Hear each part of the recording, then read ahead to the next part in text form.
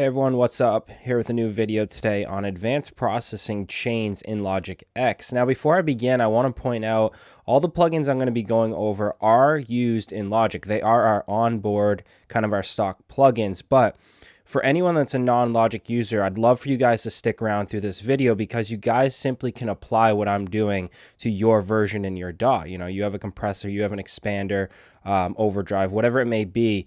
Just reapply the idea if you guys want to now mess with us, say in Ableton, Cubase, FL, etc. So definitely stick around if you guys are non-Logic users. You'll still get a good amount out of this. But for today, I'm going to use 4 different examples. I want to go through a piano, more of like a synth-driven, very basic patch chord, and then I want to do pluck and also more of a groove bass, distorted type stuff. I'm going to do those 4 different processing. So let's jump to it. The first one is the piano, stock Yamaha grand piano in Logic.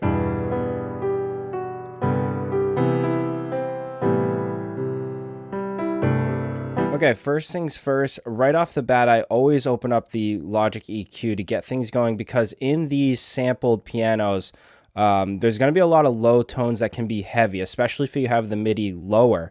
Of course, you're going to get a lot of low end. I usually sweep it to about 100 just to get rid of this, especially if we're on a drop, of course, or something.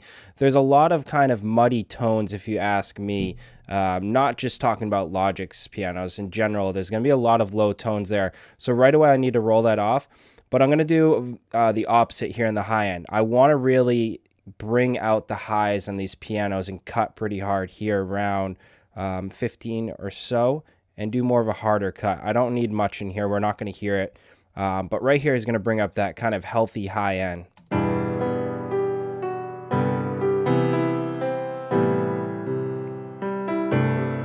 I'm going to compress right away, right after that.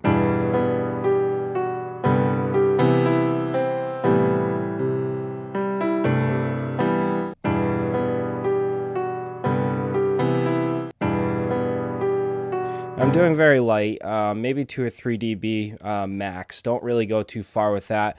I'm mainly going to bring out the EQing there. It's going to obviously bring more dB output, very, very basic. But the next what I want to do to actually bring the sound up further is something untraditional for a piano. You guys may or may not apply this already, but I do put overdrive light or even distortion in some way to my pianos if needed. Now this is subjective to maybe the style song you're working on, or you know, if you want that grit. Myself, the style producing I do, I like that kind of edge to certain sounds, so don't be afraid to mess around with distortion or overdrive units. So let's put that on now. And what I like doing, whatever I put on for a drive amount, let's start with say 7, I like to then dial back the output around that same range. So 7 and -7, right? So I'm going to put the tone up so we can hear everything.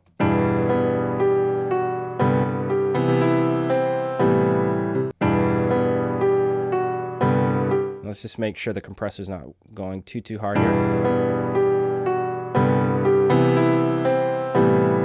And sometimes I want to point out here, in many of the tutorials I've done thus far, talking about this Logic compressor, make sure you guys are paying attention to distortion. Since I'm on that topic, a lot of stuff like, say my drum bus, I have done a video on this, I will switch this to a soft distortion. This is something newer to Logic.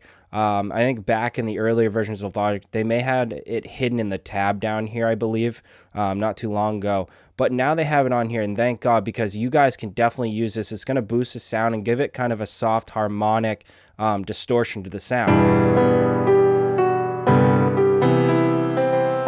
Very subtle, but it does go a long way in the detail part. Okay, let's move over to the next one. Now I want to do, speaking of compressor, I want to do an expander. Now, if you guys just consider the definitions here, your compressor, what is it doing? It is reducing your output, right? Your standard compressor. If you use an expander, you're actually doing the opposite. You're boosting anything in that threshold. So let's open up an expander here. And now we're going to boost instead of reduce.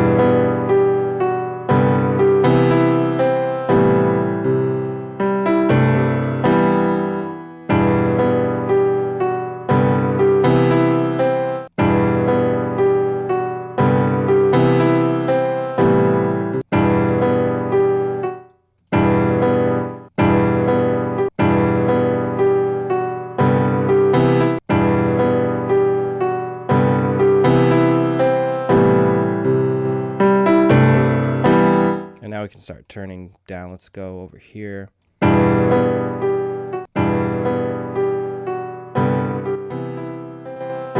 Okay, let's now dress it up a bit more here with some reverb. I always like using the space designer. And I just make sure the max up here so we're not getting too much on the back end. We're just getting the true sound, but be careful here with the output. I don't really want to make the piano muddy. I really just want it kind of sitting in the back. So I'm going to do a tiny bit of a longer tail.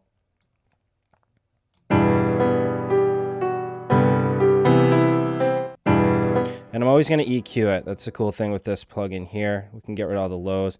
And I do want to roll off the high end a bit on any reverb in general. For busting it or sending it, I always do this because there is going to be frequencies picking up from that reverb. Even if it's subtle in the background, that's what can create your overall mud.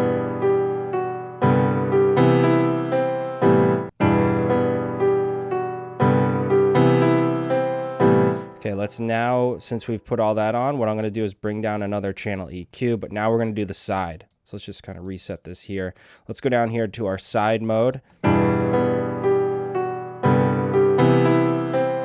You can see I have a good amount of frequencies between 1 and 2. Within this entire video here today, you'll see me rolling off in this area as far as our imaging.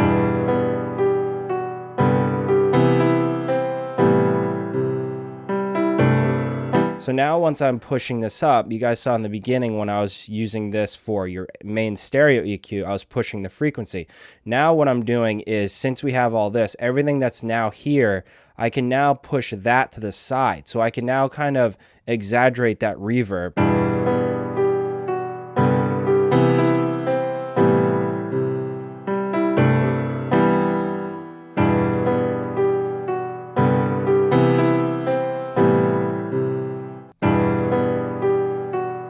Okay, now let's put light delay after that. You guys could just hear when I stopped. Listen to the reverb. It's pretty wide, right? That's what we kind of want. And you guys can go more drastic with this. I'm more of kind of very, very careful with my reverbs. I don't like things too overdriven with the Verb because it creates so much mud over time when you have, 50 or 100 stems in your track. Doing this time and time again on certain, tracks is just going to kind of add up, right? So be careful with that. Let's go to the stereo delay now.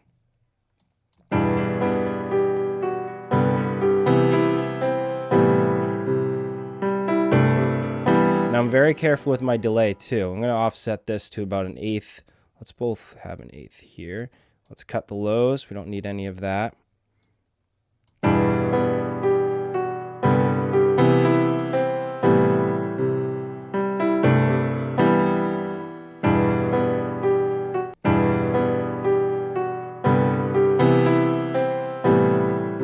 Okay, lastly for the piano, I'm going to put a limiter on here. I always put a limiter, well, I wouldn't say always. I like to put a limiter at the bottom, especially, during my track. I know we don't have anything going on here because I really want to highlight what we're working on today, but it depends how high and how loud this is really pushing the track, depending on what you'll have to do here.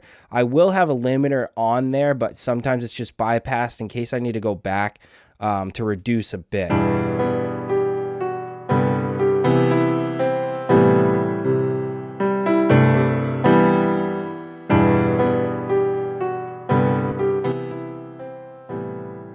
So that's kind of how I would one way get the Logic piano to come out. It's a very simple sound. It's sampled from the Yamaha, but the best thing with the Logic pianos is they're great. I know we all love Contact. I know a lot of people use Nexus and so on. There's a lot of options, but if you guys have Logic, there is, a use for these pianos. I will say in a lot of my projects, I use a lot of Logic stuff, maybe as another layer, but this is one way to really process and bring the sound out. Let's bring the limiter down one more and go to our modulation effects over here. You guys can apply a simple either modulation delay or the chorus. The mod delay is going to give somewhat of a chorus effect. So where would I use this? This is times when I want to get where I almost want to morph my piano into a old style organ sound, if you guys know what I'm saying. Like it gives that older flair when you're really having the output mix up high. You know, obviously it's not an organ sound, but what I'm talking about is that effect that it's giving, that kind of modulation. So what I usually do with this before the limiter is a light output mix.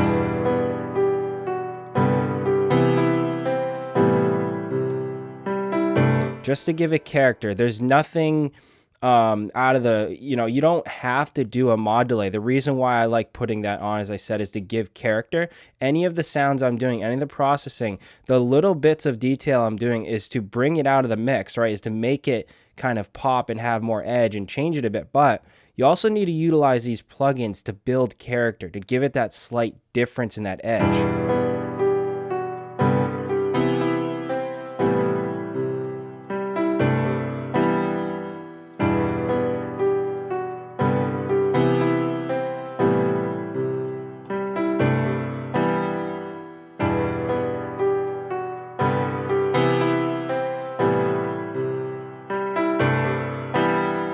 Okay, let's see what we got A to B.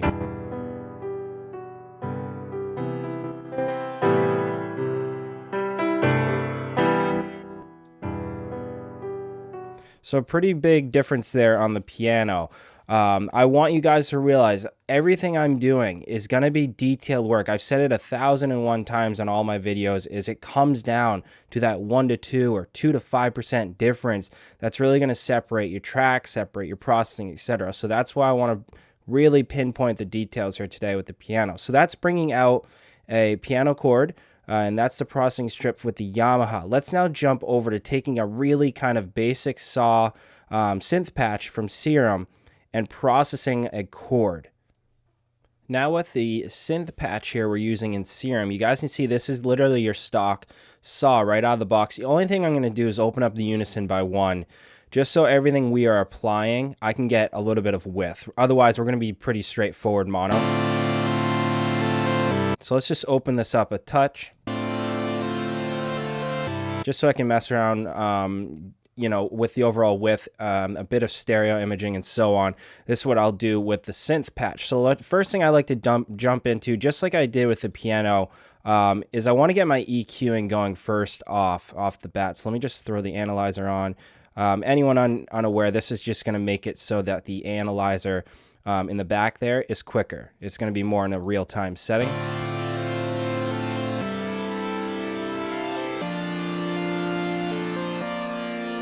Now, I saw recently people have asked, should you do hard cuts like that with your EQing? Yes and no. There's going to be situations where you want it more like this to kind of get that lower stuff. I'm going to tell you for this, what I'm doing, I like doing a more of a harsh cut. I want to get rid of everything down there. I don't need anything going on there. There's going to be situations where you might want a bit of the low rumble depending on the sound. And first things first, I'm not gonna start with the stereo. I want to start with the side. And as I did before, I like sitting between 1 and 200. On a synth sound, I like pushing closer to 200.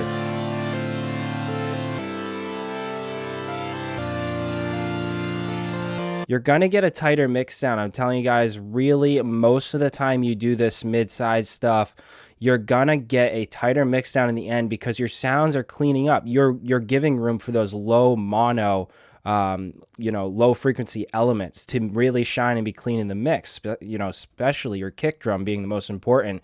Make sure you guys are really taking this into effect with your side mode.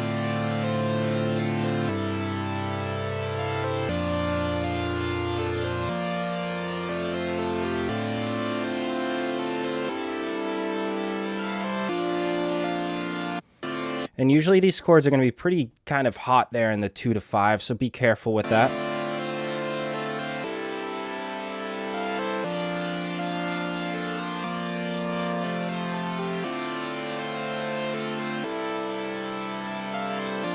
You guys can hear that high end. There is a good amount of that noise hissing going on.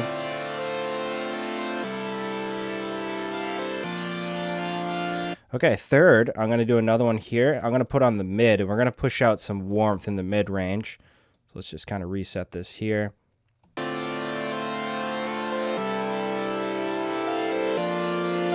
So if you listen dead down the center of the speakers right now, we're getting why I would want to do this for the chords is chords needs mid warmth. They need that overall drives. You know, of course, depending on the genre you're working in, I would say a larger percent of the time, you know, don't push this really hard because you could mud up the mid range of the track, but this is going to give that little bit of warmth.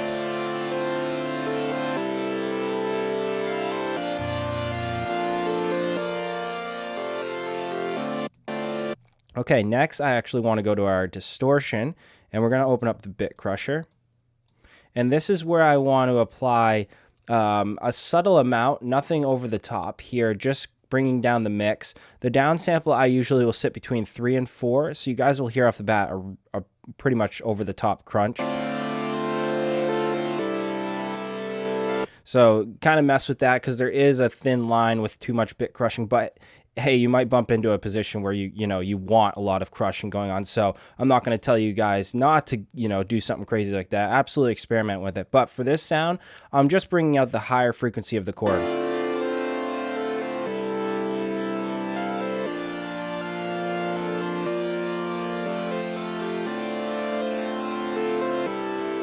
Okay, now we're going to go to our dynamics, and we're going to go over to a multipressor.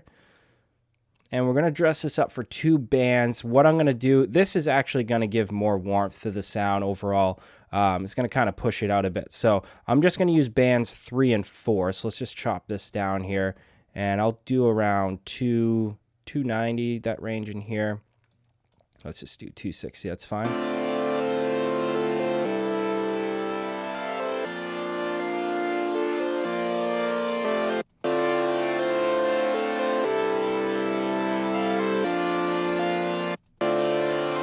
Let's just lower this down.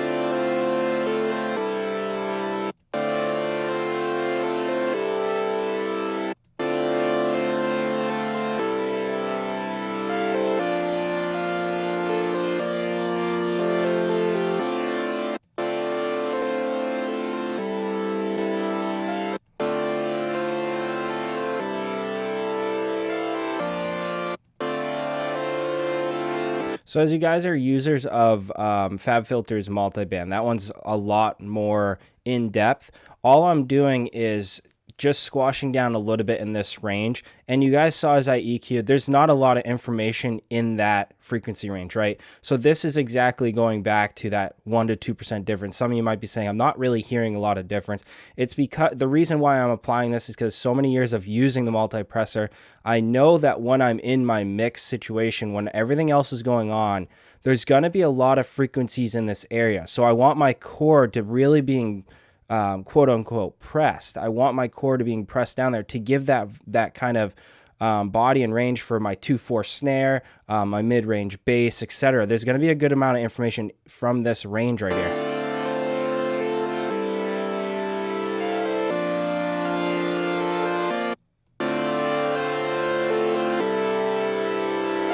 Okay, now I want to push this out further with our overdrive. So let's just open this up. And let's dial this up, bring it back about 2 or 3, and same thing on the drive, the opposite direction. So the reason why I am stacking things this way, just to briefly talk about the order, 1000% it does matter what your order is. If someone's telling you it doesn't, unfortunately I disagree. There is a reason why, if you see those $1 million studios with hardware racks, there's a reason why they have those put the way they are. If you see someone's channel strip ordered the way they are, it does sound different because now I am bringing everything out that I've done with my overdrive. So this is gonna exaggerate everything I've done. That's why I'm putting a distortion unit underneath in this order.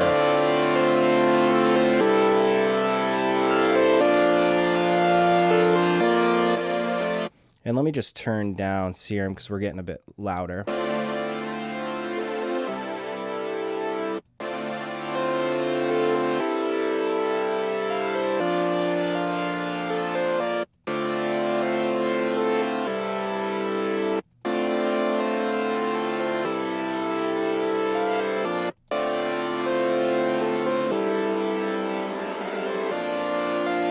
So now I'm getting that LFO wobbled effect really left and right. similar to what we did on the piano to get that old organ effect that we wanted. So what I'll do outside of processing that we're talking about today, I will automate this a lot, my volume mod and my output mix. You know, I'll go to my automations, the track's playing maybe every 4 bars. I'll bring this up with the fill or something to give that slight change and alteration. Because the last thing you want, guys, is your chords, regardless of song, last thing you want is your chords sitting still. It's very easy in the digital world we're in to make your chords sit still, you know, but you guys really need to work with modulation, pitch bending, portamento change, etc. to really highlight things.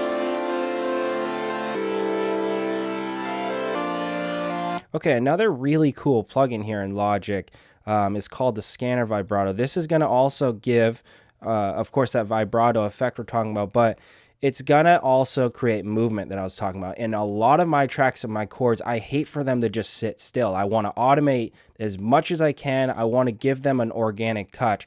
This plugin is great for that.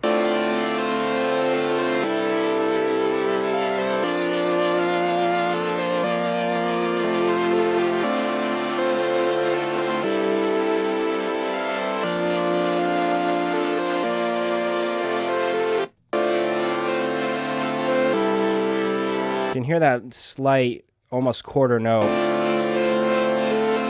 to eighth note that it's kind of just slightly kind of fluttering in a way. Very simple plugin, but again, listen to the movement so far we have in the chord. I know it's subtle, but it is a big difference from square one. See how static that is? You don't really want things to sit still like that in your track. That could be the difference from, you know, an A&R saying, yeah, this guy's good, he has great tracks, but, you know, his breakdowns are maybe sitting still, there's not enough movement. If they're talking about stuff like that, simple plugins like your modulation guys really take serious about that. Okay, I want to mess here towards the bottom a little further with our stereo. Now, the stereo spread, anyone new to this, if you guys consider Waves S1, for example, that a lot of us use, that's going to give that 3D really wide sound, or in the opposite, really mono sound, pinching at center. This plugin, you can highlight frequencies. So you can see here, for this example, it's taking this frequency, this 500, 4 to 5 or 600, whatever it is in here, and it's going to push it to my right side of my speaker. Vice versa, this 200 to say 450, it's going to push it towards my left speaker. So this is taking frequencies and panning them all individually to get a really strange sound. So it's kind of really exaggerating it. I'm only going to take about, let's say, I usually do above 1,000. Let's do 12. I'm only going to pan this area, and then I'm going to change the order. Once I change the order, it's going to decrease the amount of cuts that I had. So you can see I only got, you know, from this frequency to here going right, left. So the order is going to change that. Let's do about a 6 or a 7. And now I'm going to bring down this here to make it less panning on my upper frequencies.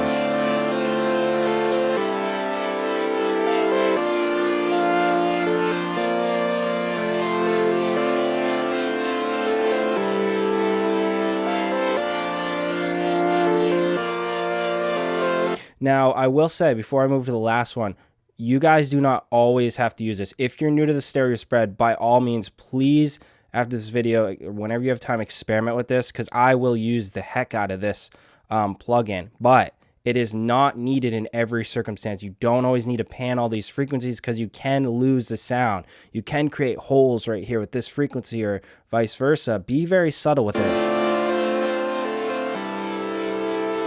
Lastly, I'm going to throw in the limiter here to check how things are going. As I said with the piano, I'll bypass it, see if I need it.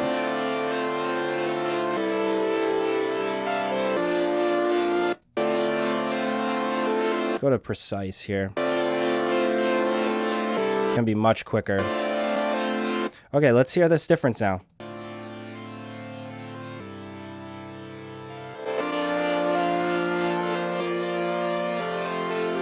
So make sure you guys are messing with the spread. Again, I don't want you to always use that. There's going to be times where it's going to be useful. I use it on the piano. I use it on pads to give that slight width with a certain frequency. It can be huge benefit to your processing. But this is one way I like to kind of use all the plugins here in Logic to extremely change this serum patch again, this is just our straightforward saw.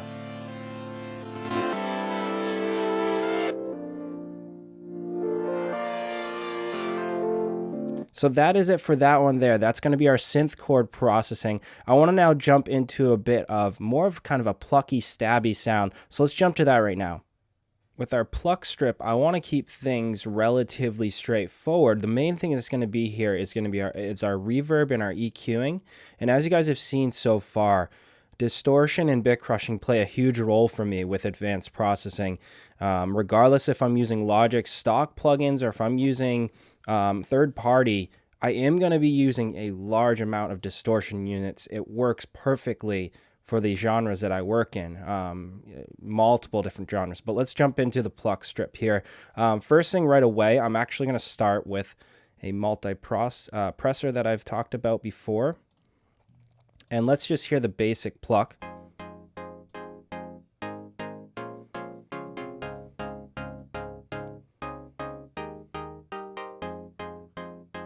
And let's do a 4-band here.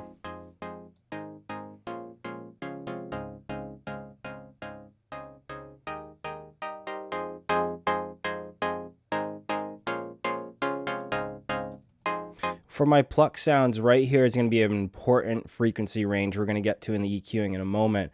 Overall, plucky stabs, again, regardless of genre, I'm going to say a large amount of the time, this is going to be your sweet spot.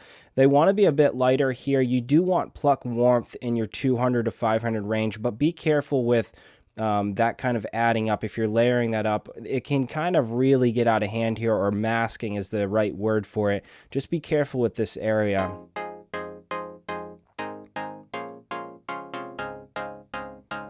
Okay, right away, that's all I'm doing to that sound. Now I want to open up the EQ right away.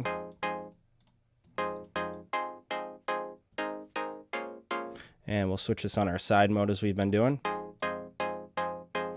That immediately tightens up the sound. I don't need any of this in my side. This is only going to help me when I get to my mastering stage. Doing all of this processing up front, we've talked a lot in my videos about on the master channel, your stereo imaging. Well, why not just do it up front? And as you go, you're really imaging and changing. Now, what I like doing is pushing the higher frequencies to the side.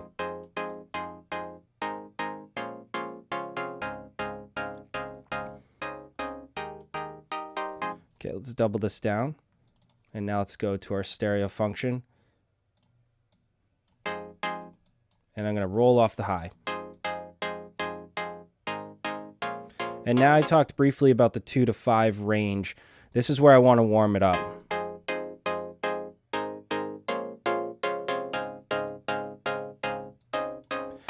So I would say thus far, the 3 processings that I've gone through, this is my sweet spot for rolling off. I've seen questions about where should you roll off your low end. There are going to be times it's going to be slightly different. You know, something you have filled up here, a huge 808, you can knock everything out to 200, right?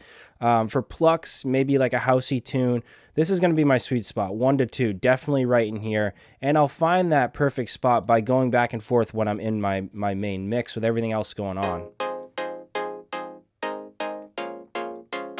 Okay, let's widen this sound out. Let's go down to our modulation chorus.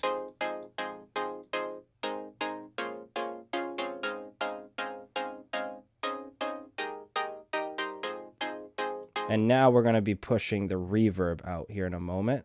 And this is what you would call a short plate reverb. Let's just close all this out. Let's just open this up and I'll show you guys exactly what it is. This timing is what I want you to pay attention to. Before, the reverbs we've done have had kind of more of a tail, 2-second, 1-second tail. This one I want to almost surround the pluck itself, meaning it's going to exaggerate the pluck preset, but you're not going to see it as a reverb. You're going to see it as short plate, kind of just gluing around the sound.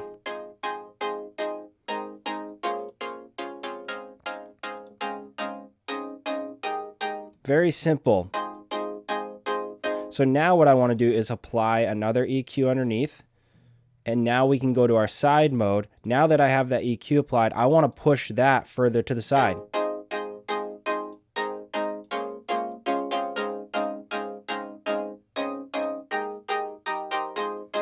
And if you guys are ever, You know, you're in your experimenting stage. I do it every day. I've been doing this 20 years, but that doesn't matter. I'm still experimenting as a producer. You have to. So with that being said, I want you guys to exaggerate stuff like that to understand where it sounds bad, to understand where it sounds good, right? You need to understand that by experimenting.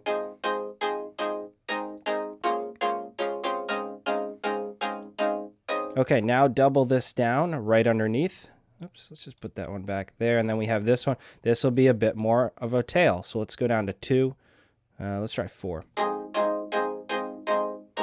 So you can see how wide that's getting. Simple detail here with reverb, but now that I'm applying things in this order, I can now push my EQ sound out further. So let's even go more for a 1. Let's go this so we can really hear it.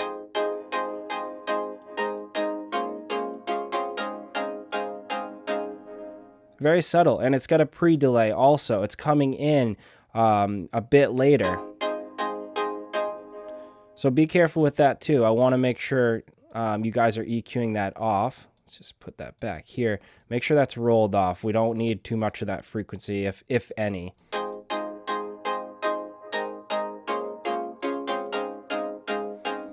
Okay, now we're going to push things even one step further with our stereo delay that we've looked at before. And we're going to be subtle with our output mix.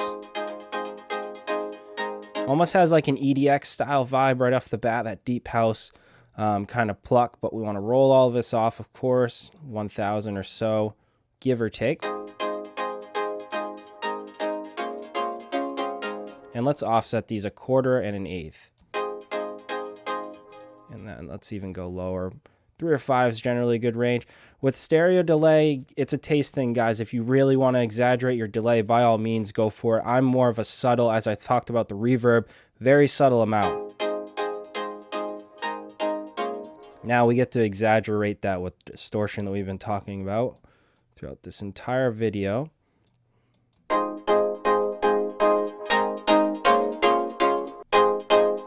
And let's back off the output volume. We're getting too high.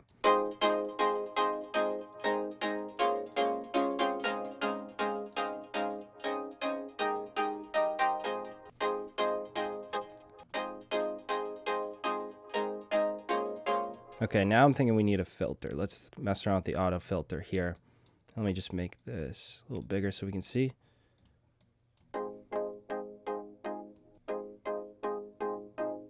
What I'm doing, generally in a pluck, there's going to be a lot of high end. If you hear now, everything we've pushed is going to exaggerate those high frequencies, so we have to be careful with that. So sometimes I like putting on a filter to kind of tame everything.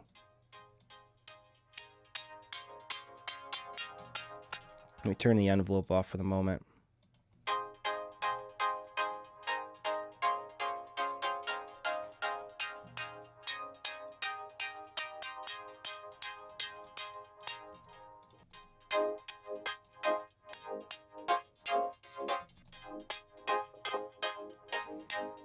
The only reason I'll use this LFO, this is going to be a plugin that I bypass and then automate on. The only reason I wanted to show this one in the advance is to have it in the channel strip bypass, so you guys can automate it on and off when you need to.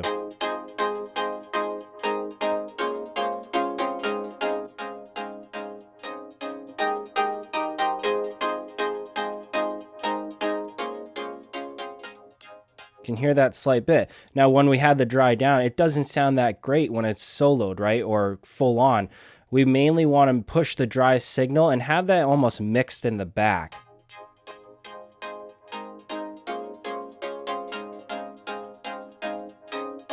It goes back to what I talked about with the synth chord, movement. Same thing with your pluck. Your pluck needs movement too. Now let's exaggerate that with the bit crush.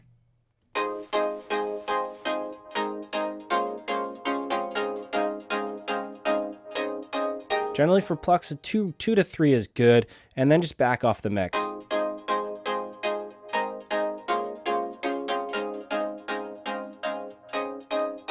Because everything we've just done is now being pushed. Really, you know, we're getting that dB output, but we're getting that processed over and over and over. So lastly, I like to now go to another reverb. This one's a new one, the Platinum Verb. This will give just a touch more of the short plate I've been talking about. Let's go with the reverb time, set it down really, really low, and you guys can keep the range where it's getting it from. I want to change the room size. Let's change it up here about 100 or so, and just pull the wet knob down, and then lightly bring this up.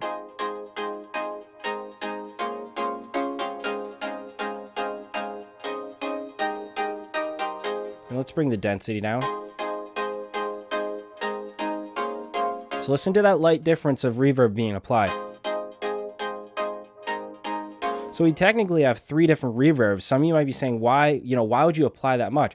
I'm really not, because you guys got to consider short plate reverb versus, say, a hall reverb, right? Huge difference in the reverb term. Treat this as the verb is just kind of giving that 1 to 2% difference on the pluck itself. It's not going to treat it as an atmosphere reverb or something like that. So this is our huge difference. Let's check it out.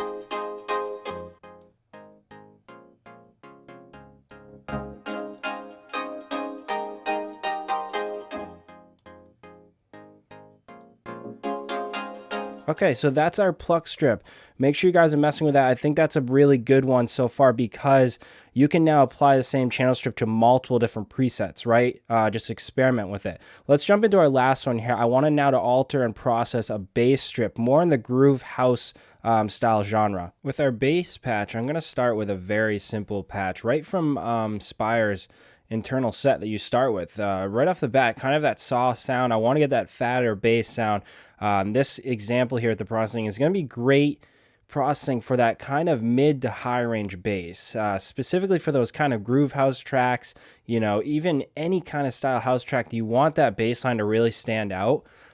This processing chain is going to be that one. It's going to definitely be a combination of good EQing, the overdrive we've been talking about, but the right amount of reverb and compression to make this bass come out. Usually people would think, why would you put reverbs on bass? And I totally get that assumption, but there is going to be good times where this reverb, and specifically short plate that we've been talking about, is really going to come to hand and help you out. First things first, let's throw in the multipressor we've been talking about. I have a great preset in here that's called the deep punch here. It's going to take out this range. We don't want too much going on in this range, so it's going to be perfect. But just to hear the sound so far.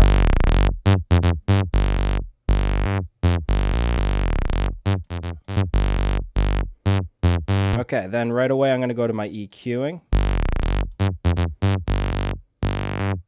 Side only.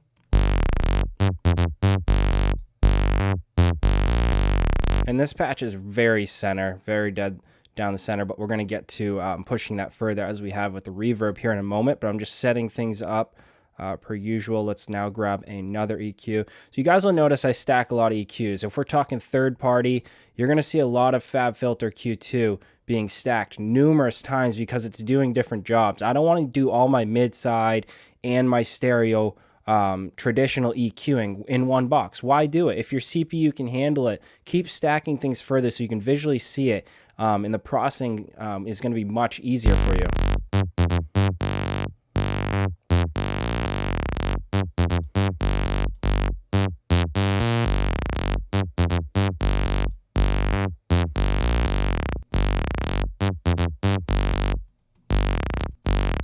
So now let's do overdrive to push this out.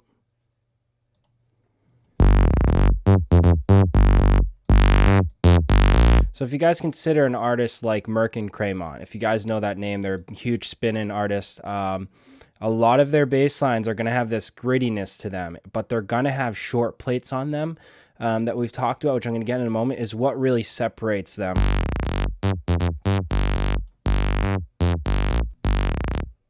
So it'll be a -6 plus 7 is pretty good, like we've been doing.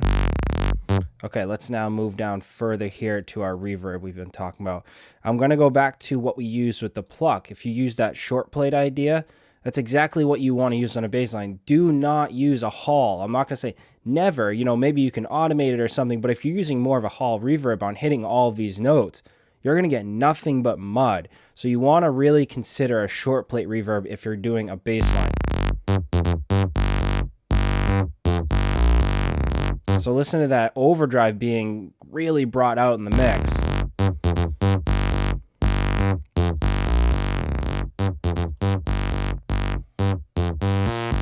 Now under that, put the distortion to bring it out further.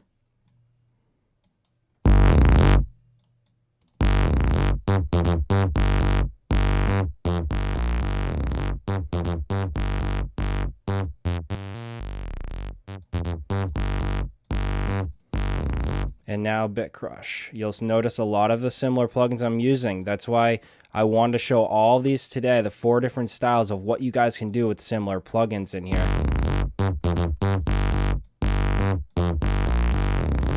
This is now bringing out the high end. The high frequencies are going to be so important in your bass line. We all consider or really focus on rolling that low, getting the low tight. 100%, very, very important. But we also need to consider, you know, depending on the song you're working on, that high end is very important too. So let's now boost with compression. If we go down to our expander that we talked about.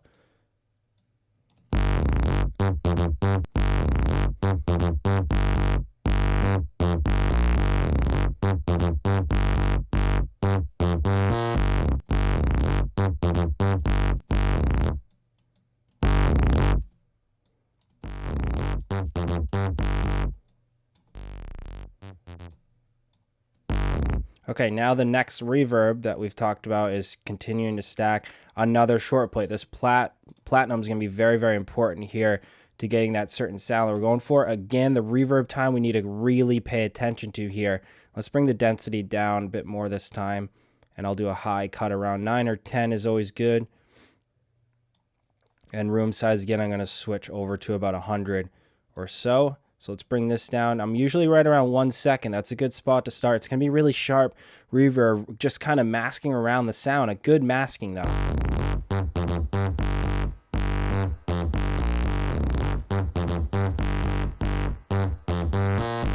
So you can see how light that is. That's not going to mess with your mix that much because of how rolled off the sound is in general and how light and minimal your reverb is. Don't kind of bang your head too hard there with that messing with your overall output and mix. If anything, we can throw in another channel EQ right below.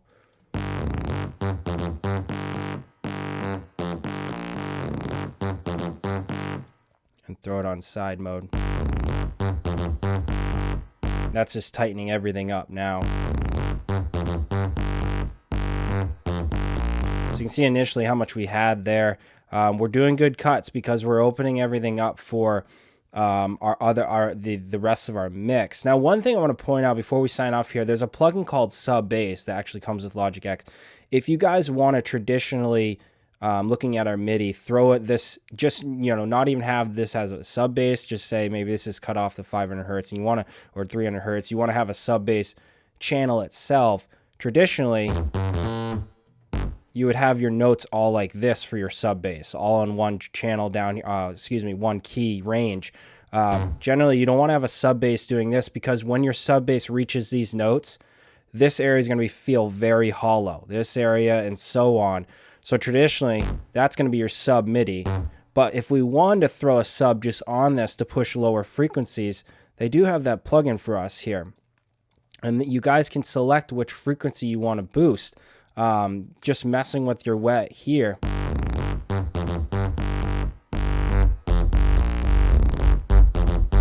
Right, so you can add a processed sub bass. Now, this is not something I recommend you guys do all the time. I really wanted to show anyone unfamiliar with this.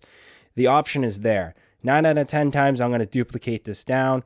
I'm going to change my MIDI, as I told you, and I'm going to do my own sub bass itself, its own layer. But this is here for us and very useful. So let's check out that sound from square one.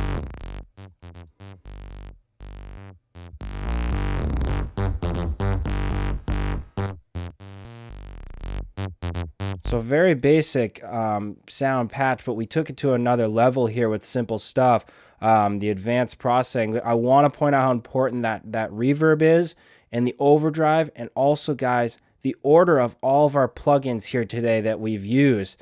The order of every one, please go back and pay attention to those and experiment with them, guys. There's going to be times where maybe it might have worked in a different order. It's going to give you a little bit of a different sound, so make sure you experiment with that. But that's it for today, guys. That is advanced processing with all of Logic X. internal stock plugins. Thank you for watching. Please let me know if you have any questions. We'll talk to you guys soon.